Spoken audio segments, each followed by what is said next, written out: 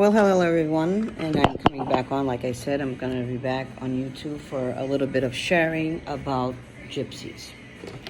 Uh, so you guys will know. I've been watching a lot of YouTube channels. I've been watching a lot of stuff like on history, and people think that gypsies are part of Indian. No, gypsies has no blood of India. They are not Indian at all. Okay, they stood in India. They descended in India for a while until things got out of hand for them, and then they packed up and left again. Had no homes. They had no. Maybe they had tents and trailers. Wagons and trailers. So basically, this book, okay, it's tells you everything what's going on about gypsies, how the gypsies became a gypsy, okay, which is it's offended word to say gypsy, okay. Even that, gypsies never did anything about it to say you're offending me by calling me a gypsy. You should call me Roma. Okay, Roma is, I'm a Roma. A lot of people doesn't know what Roma is. They'll think, oh, you're from Rome, you know. So the only way somebody will know what I am if I say a gypsy. And it's very hardly that I said I'm a gypsy, people ask me, oh, what is that, you know. And then I had to say Roma, and then they still didn't know. So, and a lot of people knows, but if you say gypsy, they know, okay. So can I stay here and tell you, oh, I'm an Indian? I have blood of Indian. No, I'm not Indian. Gypsies are not from India at all. They stood to India, they stood in Turkey, they stood in Rome, they stood in Italy, they stood the Turkish, Poland. They traveled all over the world. Now, back then, I'm going back. In the 1700s, in the 1800s, in the 1600s, gypsies were always from the countries. They did not have a city life. They were from countries. In the 1900s, in the early 1800s, gypsies flew into America, and they descended, and they went on and on and on, and became to live in cities. So that's what happened. My great-grandfather on my mother's side was from Germany. So when his father ran on a boat, he became a citizen in Pennsylvania.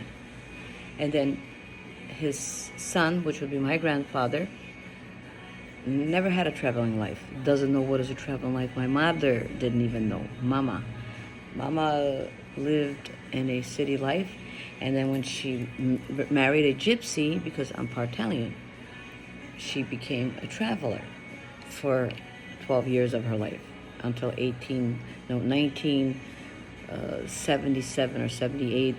The gypsies decided to leave the traveling life because it was getting harder. Things weren't easy like they used to be for them. And they had no jobs.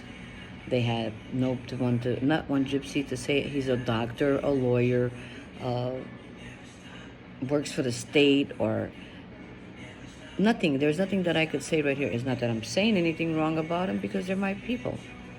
But that's how they were grown up to be. Never live a life as the English American people do. They were always frightened. Now, in 1939, and Hitler killed over 500,000 gypsies. Now, the second, third, fourth generation thought about it. Oh, this is what our family used to tell us, our ancestors, that they will kill us.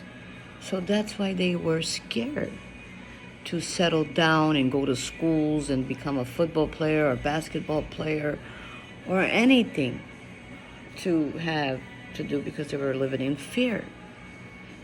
The Americans were afraid. They were frightened from them.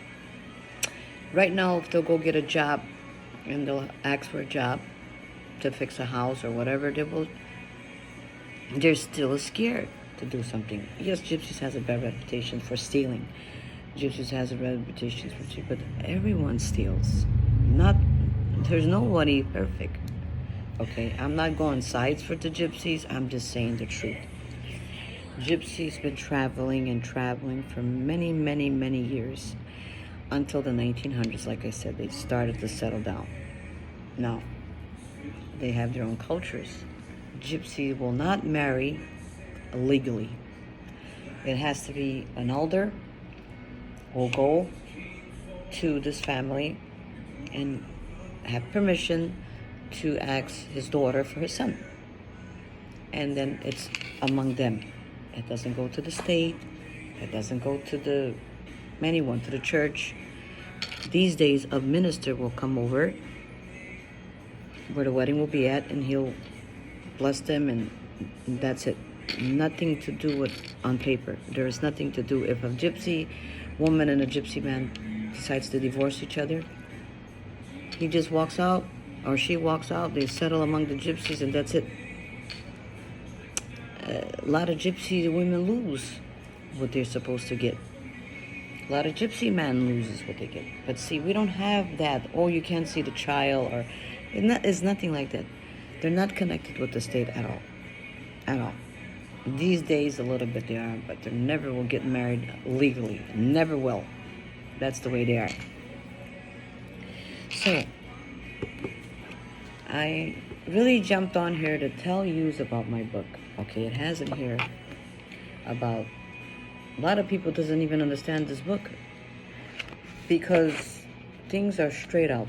I'm talking about things that are straight up. I don't cut corners. I'm not gonna, use different languages or different words. How to make it easier? I just made it easy so they can understand. So this says history, Gypsies today, rules and benefits of Gypsies in tradition, marriage, death, low costume. There's a lot of, making a living. It's in here. It talks about a married woman. She cannot wear pants. She can't pass in front of a man without, it's all about respect. Gypsies has a lot of respect for each other. So, for Gypsy men, and especially when you're a new bride. Now, this is about marriages. It speaks about everything about marriages. The wedding, how the wedding appears, and how they to make a wedding and everything else. I can't even talk anymore. Let's see here. We got a lot of laws and costumes. The laws for Gypsies. So, dishes, where you must clean your dishes and how you must take care of your dishes and stuff like that. The sink can be used for a mop, and it talks about all that stuff, what we do.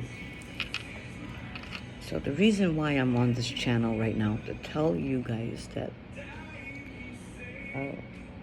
the truth, how Gypsies live and how our Gypsies created and how our Gypsies are from. A lot of people think, like I said earlier, I'm from India and all that. No. Gypsies are not. They need to know the truth because I'm a Gypsy. I know where I came from. I know what I'm about. Okay? I can't talk about, hey, I'm going to talk about Greece and how does the Greek people came and how did the Greeks appear and what they do and what. I don't know. A little bit what I read and a little bit what I saw and a little bit that I know my Greek friends, I could tell you. But do I really know what they're about in the back? No, I don't. How could anybody else know? I am telling you things you should know because I'm a Gypsy. And I'm proud of it. I'm proud to say I'm a half Gypsy. And a lot of our Gypsies don't say, oh, don't say you're a Gypsy. They don't like to say it because people are scared of us. People are thinking we don't know what, but we're the ones that are scared. We're the ones that are always looking out for ourselves. So, you want to know more, it's not about buying this book. It's about the truth, to know what's going on. It's not about me out here selling this book. I'm not selling it to you right now. I'm trying to tell you what's it about. What is the true story about? There's millions and millions of videos telling me about the gypsies and everything else. But that's not the way it goes. It is not. Maybe a little, yes, a little bit isn't there that I heard, but not everything. Getting phone calls. So I like to put this book out there so they could understand what it is about. You know, since they're talking about it and trying to believe what it is, but it's not. So everyone, if you need to ask me a question or if you're uncomfortable with my channel, let me know. This is Venus the Gypsy. Have a blessed day, guys.